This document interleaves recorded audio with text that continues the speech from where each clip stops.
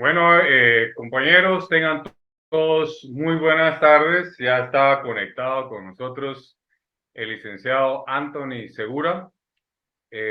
Ya la hoja de vida de él, que es bastante extensa, hemos enviado un resumen cuando hemos anunciado esta plática, esta entrevista, sobre una ley sumamente importante, ¿verdad? Siempre que hay elecciones nacionales, se elige presidente, vicepresidente, diputados al Congreso de la República y las alcaldías municipales de todo el territorio de la República, es cuando esta ley se vuelve importante.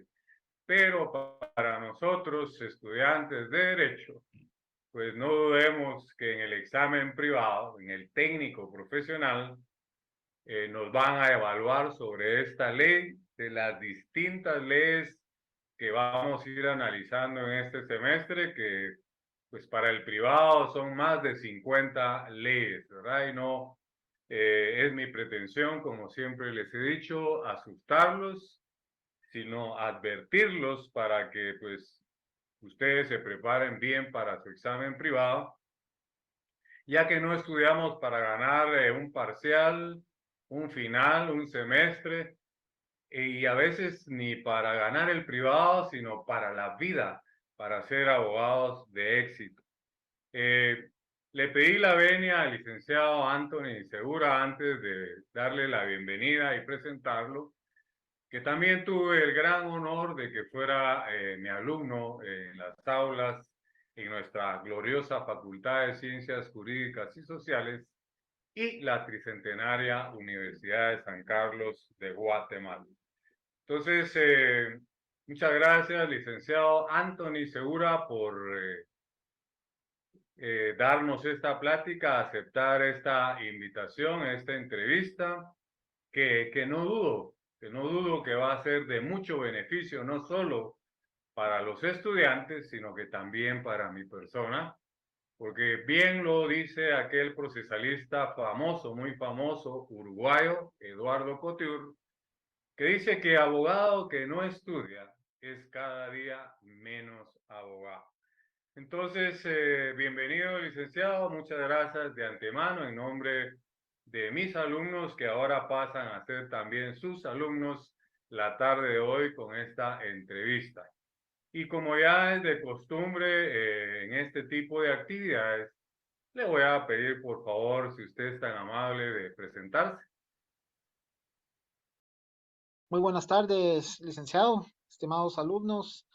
Eh, para mí también es un honor estar el día de hoy compartiendo con usted, el licenciado. Como usted bien lo dijo, fui su alumno, usted mi catedrático y es un honor este momento para mí compartir con usted y su clase. Mi nombre es Anthony Segura Franco, tengo 42 años de edad, licenciado en Ciencias Jurídicas y Sociales, egresado de la gloriosa tricentenaria Facultad de Ciencias Jurídicas y Sociales de la Universidad de San Carlos de Guatemala. Y, y bueno, pues aquí estamos, licenciado, Y y quiero entrar a una intimidad, mi querido amigo licenciado Anthony Segura, comentarles que usted tiene una doble nacionalidad, nació en los Estados Unidos de Norteamérica, hijo de padres guatemaltecos y pues decidió con su familia vivir acá en Guatemala, aquí se formó y como usted bien lo ha dicho, es egresado de esa nuestra alma mater, la tricentenaria Universidad de San Carlos de Guatemala. Entonces, para que sepan también los alumnos, ¿verdad? Porque vamos a tener que analizar, si es que da tiempo, en Derecho Administrativo 1 ahora, en Derecho Administrativo 2 en el próximo semestre, y cuando les toque procesal administrativo, que ya no voy a ser yo su catedrático, quizá también tengan que analizar la ley de nacionalidad, la ley de migración, etcétera, etcétera. Entonces, el tema es importante, ¿verdad? No solo es una intimidad que les estoy comentando por la confianza que le tengo al licenciado, de que un guatemalteco puede tener esa doble nacionalidad, ¿verdad? haber nacido en los Estados Unidos, padres guatemaltecos, también es guatemalteco, o a la inversa, ¿verdad? Haber nacido en Guatemala, migrar para los Estados Unidos y obtener la nacionalidad norteamericana, ¿verdad? Entonces, lo permite nuestra legislación. Entonces, ya con ese, llamémosle, marco que hemos creado a esta entrevista, licenciado, pues le hemos pedido por su expertise, por su experiencia, por su trayectoria, y quiero que sepa, yo se lo he dicho a usted también, a mis alumnos se lo he recalcado, no he visto ex alumno mío fracasado, ¿verdad? Todos son exitosos, como lo es usted también, no solo como profesional, sino que también como empresario que lo es, y también que le ha gustado mucho el tema político, y por eso es que hemos traído a que hable de la ley de electoral y partidos políticos a alguien que conoce mucho de esa ley. Entonces vamos a proceder, mi distinguido licenciado, con la primera pregunta. Es en relación a qué número de decreto es la ley electoral y de partidos políticos y qué es lo que regula esta ley. Bueno, la ley electoral y de partidos políticos es el decreto número 1-85 de la Asamblea Nacional Constituyente. Y esta ley pues regula lo relativo al ejercicio de los derechos políticos, los derechos y obligaciones que corresponden a las autoridades, a los órganos electorales, a las organizaciones políticas y lo referente al ejercicio del sufragio y al proceso electoral. Excelente. Una pregunta que tiene que ser que cajonera, ¿verdad? En este tema de la ley electoral y partidos políticos, siempre que hay elecciones es cuando pues toma auge o importancia y muchos de los ciudadanos guatemaltecos hasta ahí nos preocupamos, pero como no vamos a ser ciudadanos simples, sino primero Dios, ¿verdad? Nuestros alumnos serán los futuros abogados y tendrán que estar asesorando, pues quizá en la formación de un partido político, eh, asesorando ministros, asesorando diputados o, por qué no decirlo, al señor presidente de la República. Una segunda pregunta, licenciado, que creo que es de importancia para nuestros alumnos. ¿Quiénes son ciudadanos y se pueden suspender los derechos de los mismos, ¿verdad? Según esta ley. Claro, según la ley electoral y de partidos políticos, todos los guatemaltecos mayores de 18 años son ciudadanos. Y sí se pueden suspender los derechos de un ciudadano y es por dos causas. La primera es por sentencia condenatoria firme dictada en un proceso penal. Y la segunda por declaración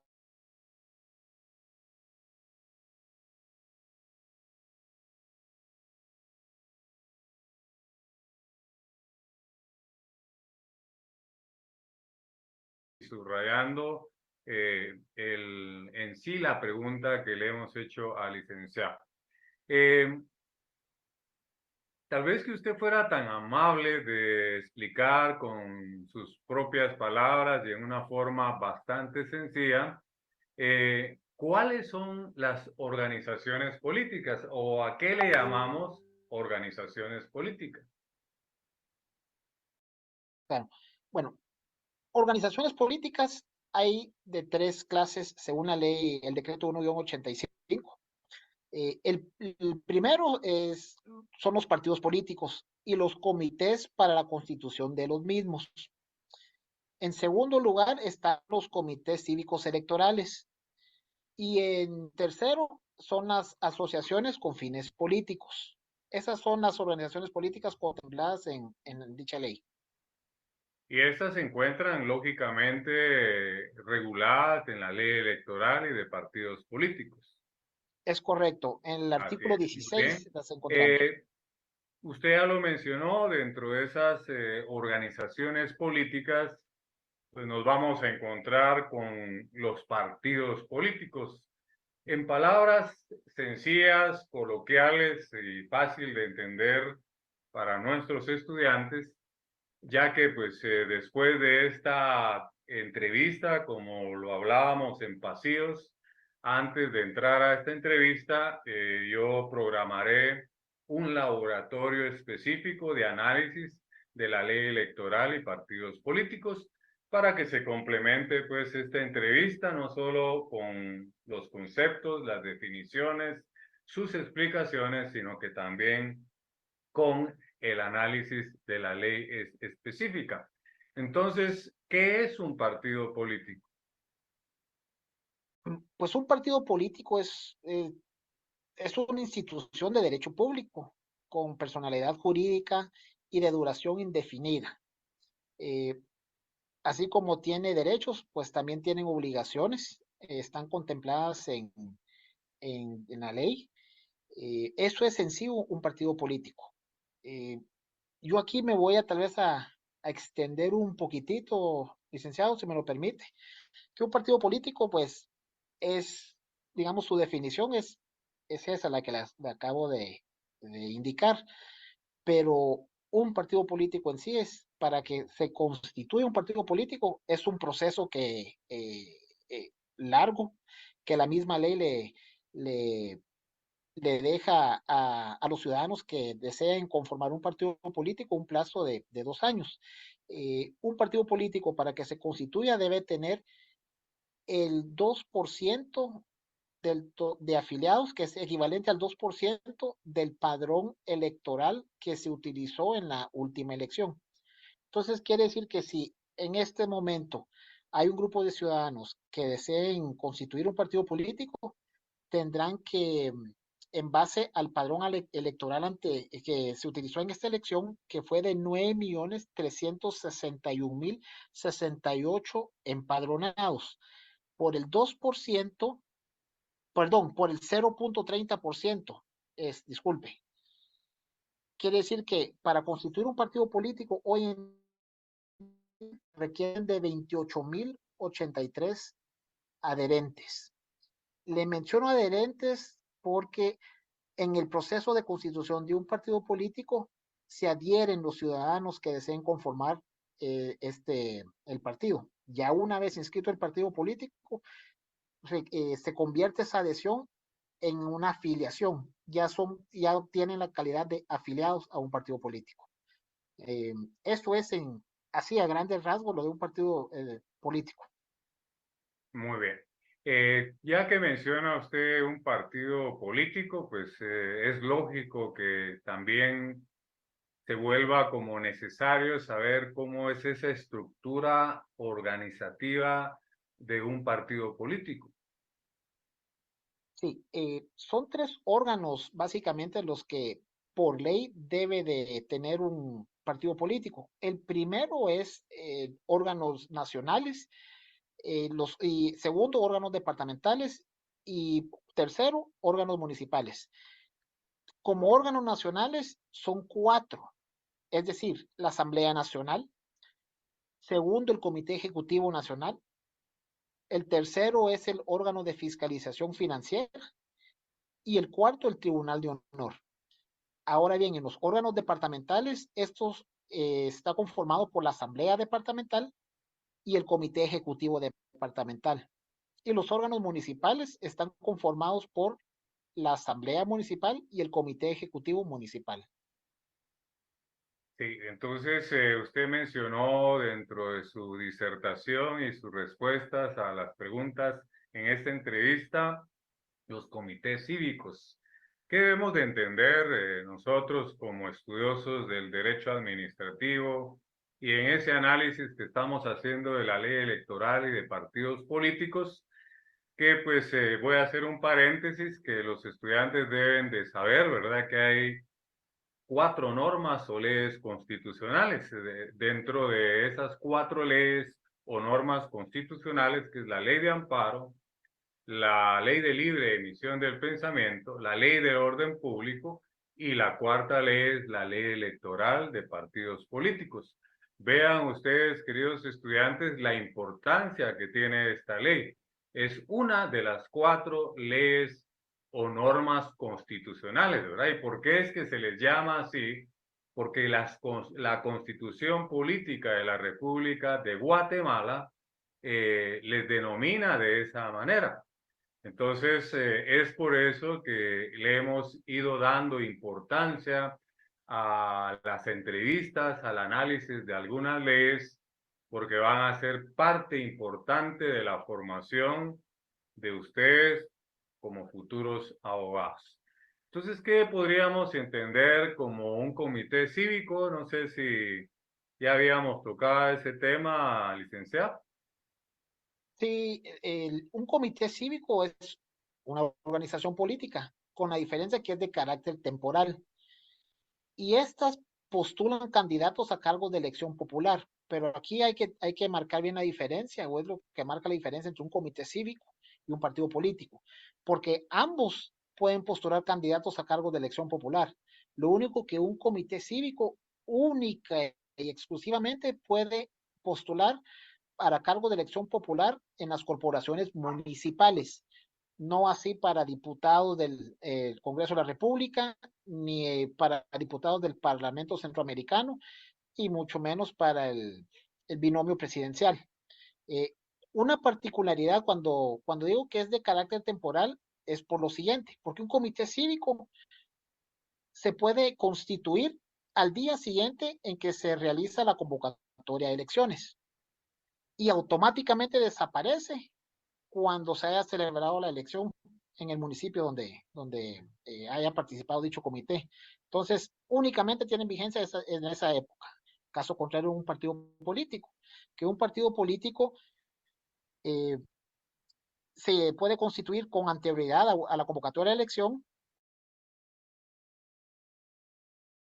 participa en el proceso electoral y continúa siempre y cuando haya logrado por lo menos una curul en el Congreso de la República, o bien que el binomio presidencial haya obtenido por lo menos el 5% del total de votos válidos. Es por eso de que en esta elección del 25 de junio del presente año, pudimos observar que si bien participaron 30 partidos políticos, únicamente lograron esto, sea el 5% del total de votos válidos para el binomio presidencial, o que metieron por lo menos un diputado al Congreso de la República, lo lograron 18 organizaciones políticas y 12 no. Por lo tanto, 12 partidos políticos van a pasar al proceso de cancelación próximamente.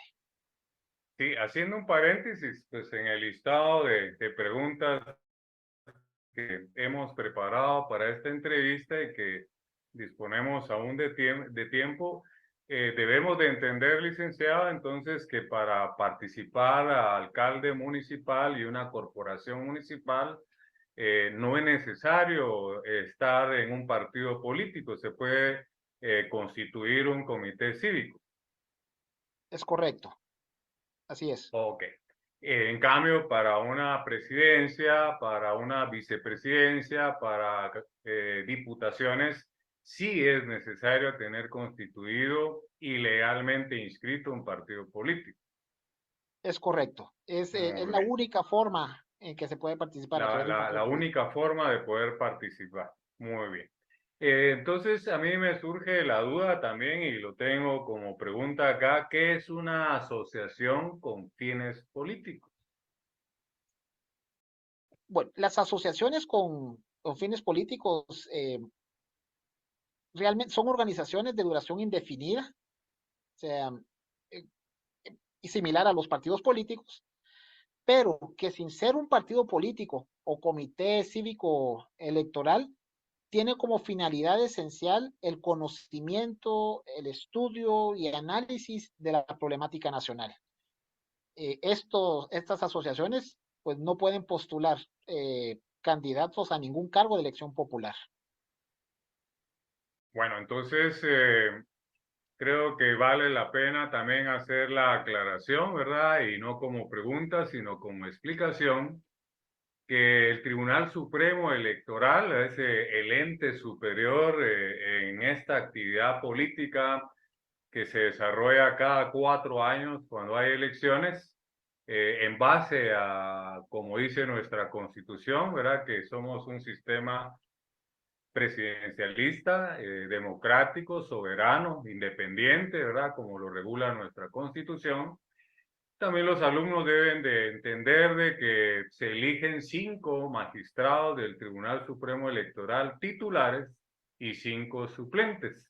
Así es como se está conformado el Tribunal Supremo Electoral y pues los elige el Congreso después de una convocatoria que se hace abierta para que participen precisamente profesionales del derecho, sometan su expediente a esa comisión, pasen todos los filtros que se deben de pasar y luego se presenta ya un listado al Congreso de la República para que en pleno elijan a los 5 titulares y a los 5 suplentes. Y una modalidad que se ha dado en las últimas épocas, digámosle así, es que ahora la presidencia se alterna cada año, ¿verdad? Para que los 5 magistrados tengan la oportunidad de presidir el Tribunal Supremo Electoral.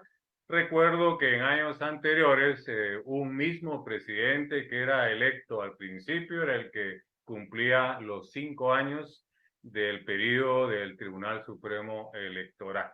Estamos en lo correcto, ¿verdad, licenciada? Si Es pues me correcto, así equivoco, es. pues también Así, usted me corrige, por favor. ¿no? Es correcto, así como usted lo indicó, el Congreso de la República elige a los 5 magistrados titulares y los 5 magistrados suplentes de una nómina de 40 candidatos.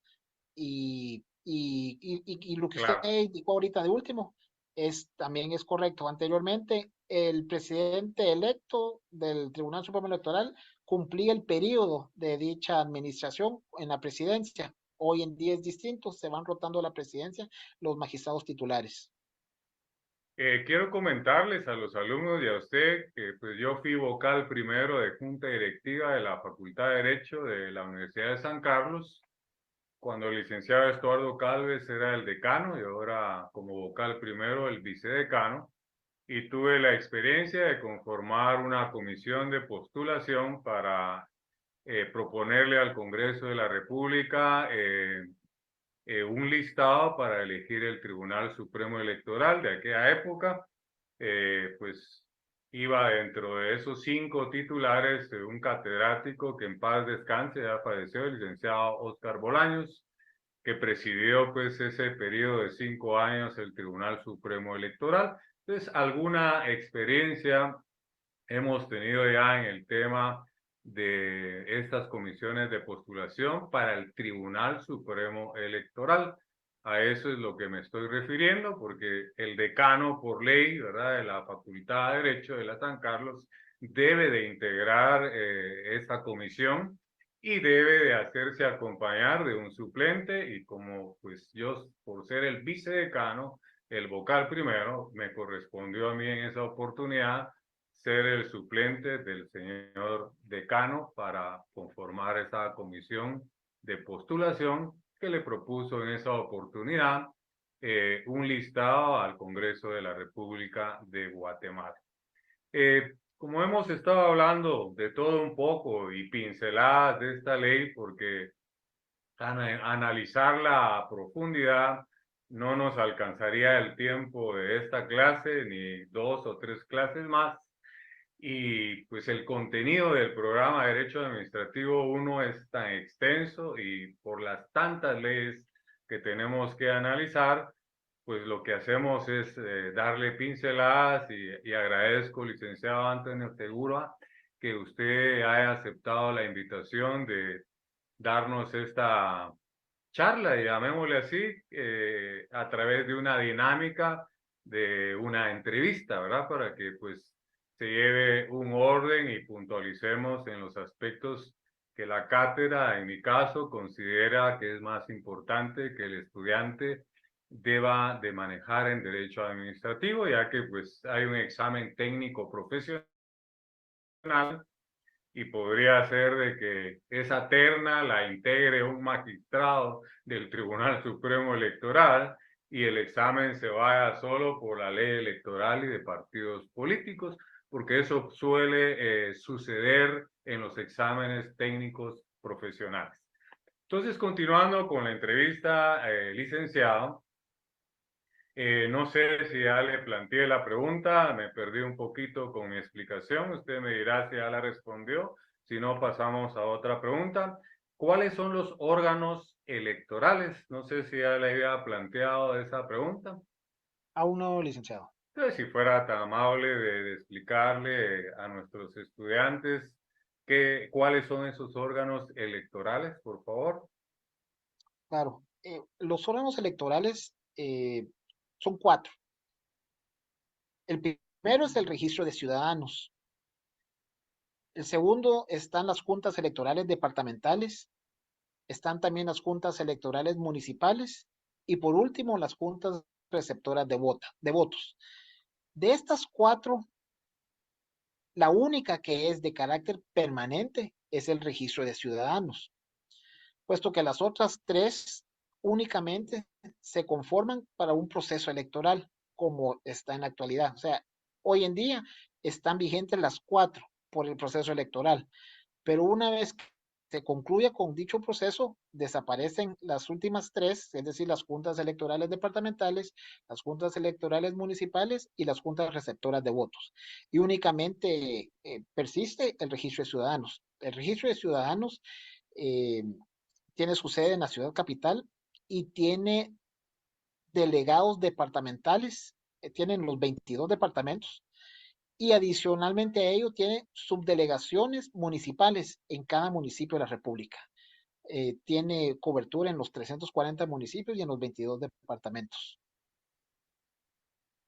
Bueno, aunque pues ya lo hemos explicado tanto usted como yo en nuestras intervenciones, pero es una de las tantas preguntas que hemos planteado, ¿verdad? O queremos plantear para ser un poquito más puntuales, que usted nos pudiese reforzar cuál es la máxima autoridad en materia electoral y cómo es que se integra la misma, aunque ya se dio una breve explicación, pero quizá pues usted con mucha más experiencia y más docto en el tema nos pudiese abordar de mejor manera ese tema.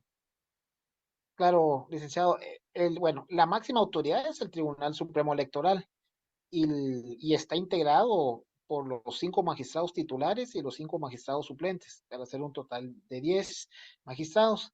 Y la forma de que dichos magistrados son electos es a través del Congreso de la República, como usted bien lo indicó anteriormente, es a través de un proceso de una comisión de postulación. Los profesionales interesados presentan pues su documentación respectiva y después del proceso, al final es enviado al Congreso de la República un listado que desde ahí donde elige el Congreso de la República a los 5 magistrados titulares y a los 5 magistrados suplentes. Muy bien. Vamos a hacer un paréntesis porque también pues se valen los comerciales en una entrevista.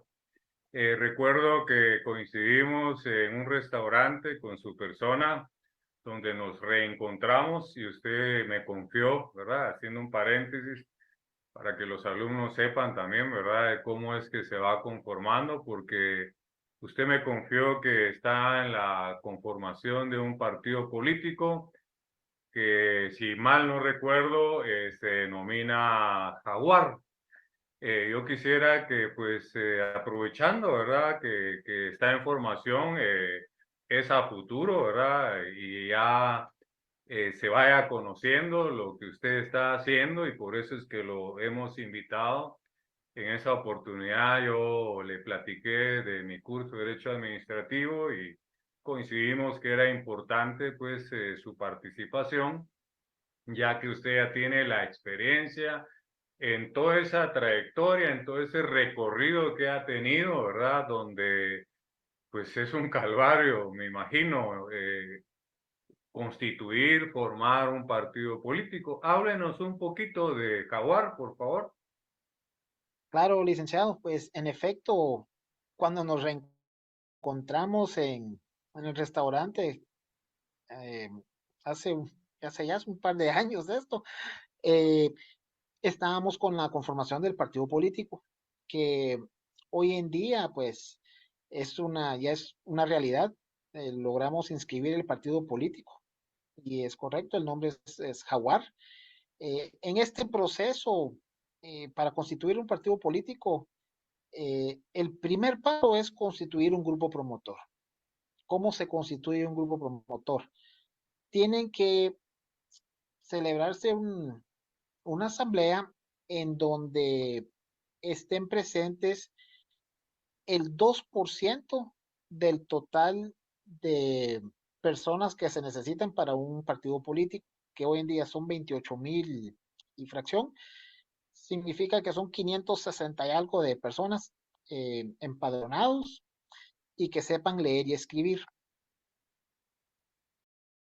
Ahí se elige el grupo, se conforma el grupo promotor.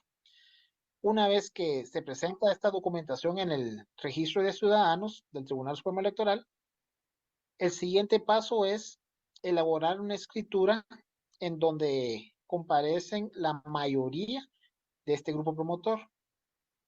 Entonces, una vez que se presenta esta documentación, ya adquiere la calidad de comité para la constitución de un partido político. En ese momento, la ley le otorga a dicho comité un plazo de 2 años para concluir el proceso de inscripción del partido político. ¿Qué es lo que se tiene que hacer en esos 2 años? El primer punto es alcanzar el número requerido por la ley, que sería hoy en día de 28,000 y fracción de adherentes para poder continuar con la siguiente fase. Y la siguiente fase, porque muchas personas creen de que únicamente basta con adherir a 28,000 ciudadanos y no es así.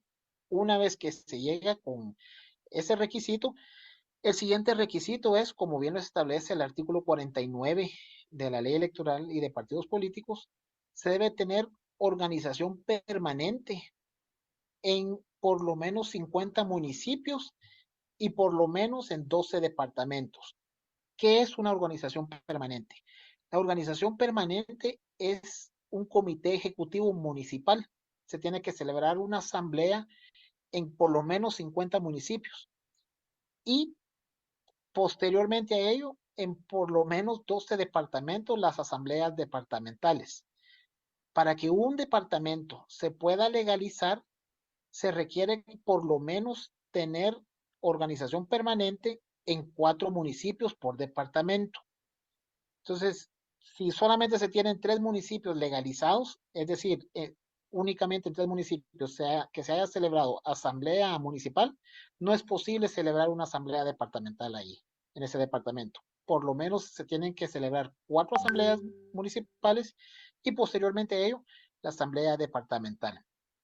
Ya logrando este segundo paso, pues se presenta nuevamente la papelería requerida por el tribunal, donde ellos la evalúan y cumpliendo con los requisitos, pues se procede a la inscripción del partido político. En el caso de Jaguar, gracias a Dios, logramos la inscripción y es el primer partido político inscrito para el próximo proceso electoral. Hay en la actualidad, porque todavía hay 30 de los anteriores partidos políticos que ya estaban inscritos, van a desaparecer 12 por las causas que ya dije anteriormente, entonces quedan 18. Nosotros ahorita somos el número 19, eh, ya preparados para el próximo proceso electoral dentro de 4 años, ¿no? Bueno, si hablamos que para conformar un partido político se deben de dar 10 pasos o 10 etapas, ¿por qué recorrido van ustedes ahorita? ¿Por qué etapa? ¿Por qué paso para completar ya la conformación legal y decir que ustedes son ya un partido político? Ya concluimos con todo el proceso. De hecho, este lunes precisamente salió publicado en el diario Centroamérica el aviso que es publicado por el Registro de Ciudadanos del Tribunal Supremo Electoral, en donde indica de que el partido político Jaguar fue inscrito el 12 de julio del presente año. Entonces, Excelente. Pues mire, me surgió hacer este tipo de preguntas porque pues Guatemala necesita de la juventud, ¿verdad? Para que dirijan los destinos de nuestro país. Hay que pensar en nuestros hijos, en nuestros nietos, bisnietos, ¿verdad? ¿Qué clase de país le vamos a dejar? ¿Qué gobernantes son los que hay que elegir para que dirijan los destinos de nuestro país?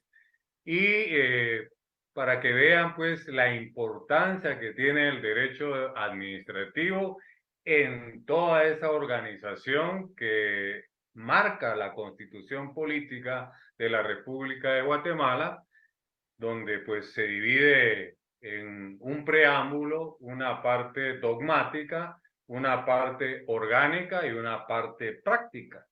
La dogmática, que es la parte filosófica de nuestra Constitución, eh, con ese preámbulo, ¿verdad? Que nos habla que siempre hablando de Dios, ¿verdad? Inspirados en Dios, los constituyentes son los que echaron a andar la actual Constitución, que fue elaborada en 1984, aprobada en 1985 y entró en vigencia el 14 de enero de 1986.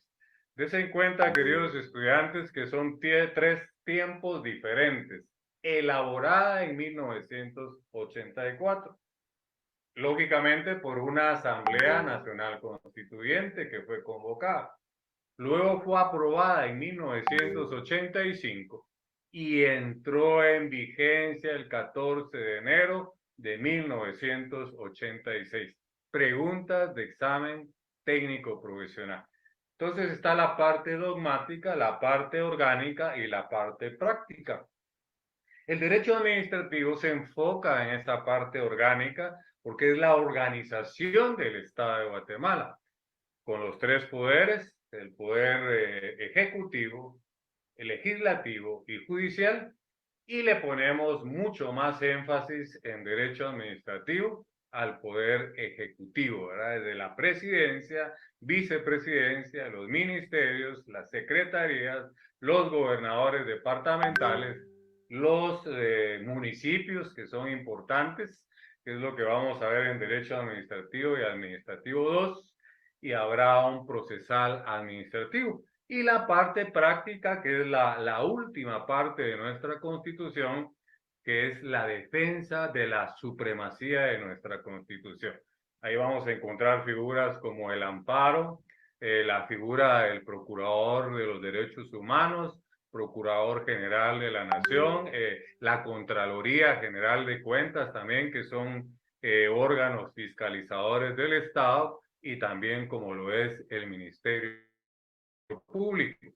En los artículos 250 y 251 de nuestra Constitución, la cual tiene 281 artículos, ¿verdad? Y 27 transitorios. De esa manera es como un estudiante debe responder en un examen técnico profesional. Hoy nos estamos enfocando en una de las 4 leyes o normas constitucionales, que es la ley electoral de partidos políticos.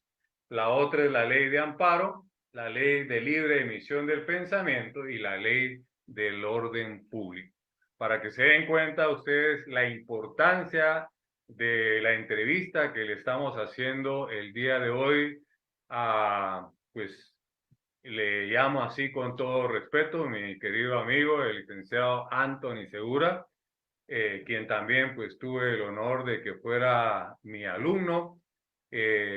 Casi el 90% de mis exalumnos están en cargos importantes y son exitosos porque entendieron en su momento la importancia de estudiar verdaderamente la carrera de abogacía y notariado.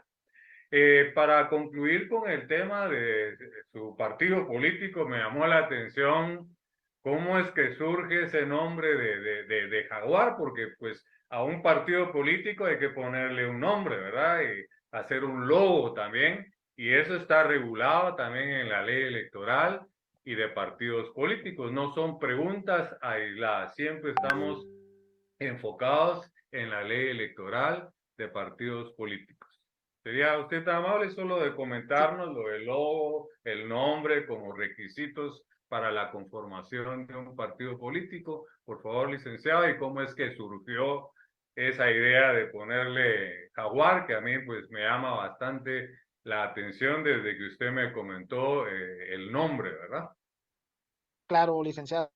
Pues en efecto, la ley electoral de partidos políticos estipula precisamente sobre, hay prohibición para utilizar determinados emblemas para un partido político. Y estos son los Perdón, símbolos nacionales. emblema le llama la ley. Correcto, emblemas, logotipos, podría ser del partido político, y la prohibición existe para los signos nacionales, es decir, el quetzal no se puede utilizar, el escudo nacional tampoco. Entonces, bueno, y tampoco se puede utilizar, por ejemplo, un logo de un partido político que haya sido cancelado recientemente. Tienen que transcurrir por lo menos 10 años de su desaparición para poder volver a utilizar ¿Cuántos dicho años, perdón? No logré 10, escuchar bien. 10 años. 10 años para que se pueda volver a utilizar el nombre de un partido que desapareció, ¿verdad? Por X o Y razón. Correcto, así es. Por ejemplo, pudimos ver que en la época de los noventas, a inicios de los noventas, existía el UCN de difunto Jorge Carpio Nicol. Este partido desapareció y después de 10 años vuelve a surgir la ruedita de colores, UCN nuevamente. Entonces es un ejemplo de que ya se ha utilizado un partido político, el logo de un partido político que existió en el pasado, desapareció y nuevamente vuelve a surgir, a figurar en la política nacional. Ese es un ejemplo claro de ello. Entonces, volviendo a su pregunta, licenciado, ¿por qué el jaguar? Inicialmente, dentro del grupo habíamos considerado el nombre otro nombre, pero resulta que ya existía una organización con este nombre. Entonces nos vimos en obligación de ver qué otro nombre se le ponía al partido. Y en una conversación llegamos a la conclusión, porque el logo sí ese era un jaguar, pero era con otro nombre. Entonces llegamos a la conclusión, bueno, y se le pone jaguar al proyecto, como todo esto es provisional. Esto se puede cambiar hasta que se celebre la Asamblea Nacional. Entonces, así es como surge Jaguar, porque llegamos a la conclusión que estábamos casi seguros de que nadie le iba a poner a un proyecto Jaguar, y le pusimos Jaguar. Pero ¿por qué Jaguar? Recordemos que Jaguar es, es significado de poder para los mayas, y nosotros como cuna de civilización maya, es decir, nuestro país, Guatemala, así es como surge, pensamos, bueno, pongámosle Jaguar, ¿verdad? Que tenga identidad, que se identifique realmente. No íbamos a poner como un logo, por decirle, el águila real, ¿verdad? Que no es guatemalteco. En cambio, el jaguar sí es propio de la región, en específico, pues, de selvas peteneras. Así es como surge jaguar. Y quería agregar algo, licenciado, si me permite.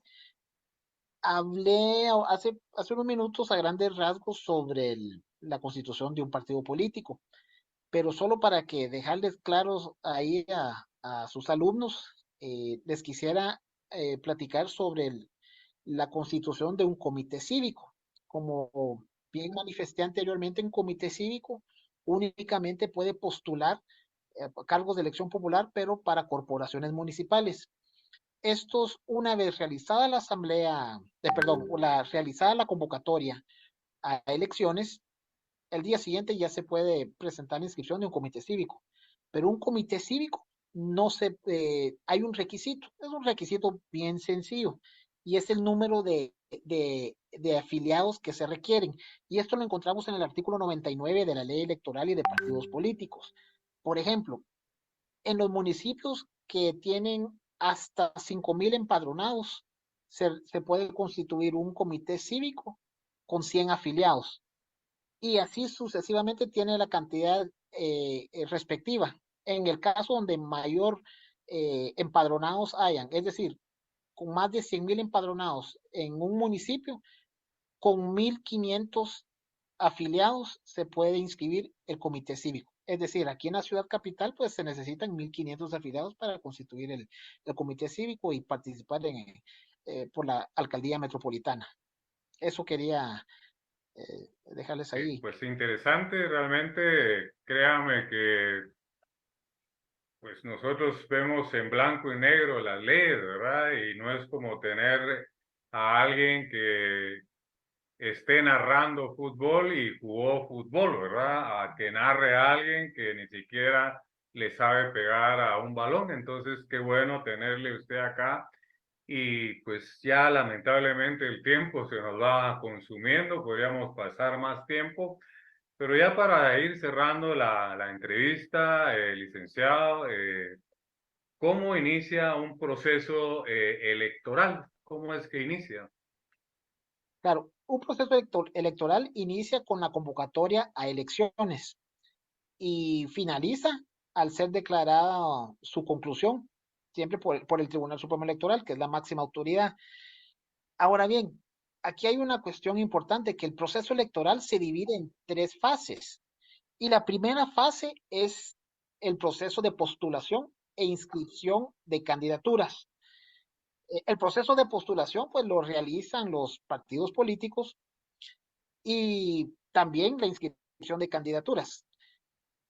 La segunda fase es propiamente, porque una vez ya que se ha concluido la primera fase, ya están inscritos los candidatos, ya se sabe quiénes están inscritos, quién va a correr para la alcaldía, para los distintos distritos, para diputados y también así los binomios presidenciales. En esta fase es importante, no se puede realizar campaña electoral. Ojo con esto.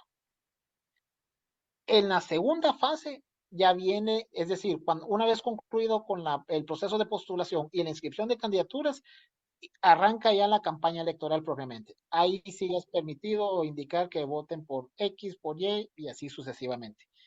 Y la tercera fase es la realización de las elecciones, el cómputo y calificación de los votos emitidos.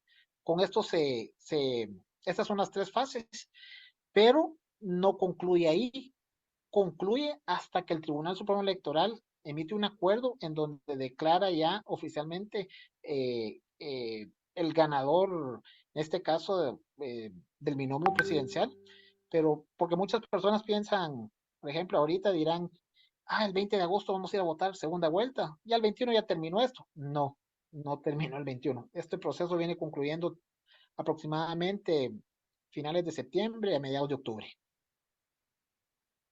Muy bien, entonces, licenciado, pues el tiempo nos ha consumido y yo quiero agradecerle en nombre de mis estudiantes que hoy han sido sus estudiantes también, incluyéndome a mí, porque créame, he aprendido mucho sobre este tema, que no es mi expertise, el tema político, ni tampoco soy un crítico ni analista político, sino está dentro del programa de Derecho Administrativo. Por eso es que hemos abordado la tarde de hoy este tema. La importancia pues que tiene la ley electoral y de partidos políticos. Entonces, yo quiero agradecerle en nombre de mis estudiantes, en nombre de nuestra gloriosa Facultad de Ciencias Jurídicas y Sociales, de nuestra alma mater, la tricentenaria Universidad de San Carlos de Guatemala, que usted ha hecho el tiempo. Sabemos que usted lo tiene muy limitado por sus distintas ocupaciones, pero muy amable. Muchas gracias por haber aceptado esta invitación. Realmente palabras no hay para agradecerle, ¿verdad? Solamente decirle pues éxitos en todo lo que usted emprenda, bendiciones. Y pues ya cerramos la entrevista dándole la oportunidad para que pues usted también se despida de nuestros estudiantes y pues yo hasta acá intervengo, ¿verdad? Y ya le compete a usted hacer el cierre formal, saludando de nuevo a nuestros alumnos y despidiéndose de él. Muchas gracias, licenciado. Pues ha sido un honor para mí poder haber sido invitado en esta charla. Eh, para usted y sus alumnos, realmente es un honor para mí haber estado el día de hoy compartiendo con ustedes conocimientos sobre la ley electoral de partidos políticos. Eh, les, los quiero, les quiero decir a sus alumnos de que eh, cualquier cosa, una duda que tengan, con mucho gusto podemos aclararlas. Si tienen alguna duda sobre el proceso y usted también, nos ponemos de acuerdo y para mí será un gusto nuevamente compartir con usted y sus alumnos nuevamente. Bueno, de nuevo, muchas gracias, licenciado. Un fuerte abrazo extensivo a su familia, que también tengo el honor de conocerle a través de su persona. Desearles de nuevo éxitos en esos emprendimientos que ustedes están haciendo y pues desearle lo mejor, ¿verdad? A ustedes, los jóvenes, que son el futuro de nuestra querida y amada Guatemala. Que Dios le bendiga. Muchas gracias, licenciado, igualmente.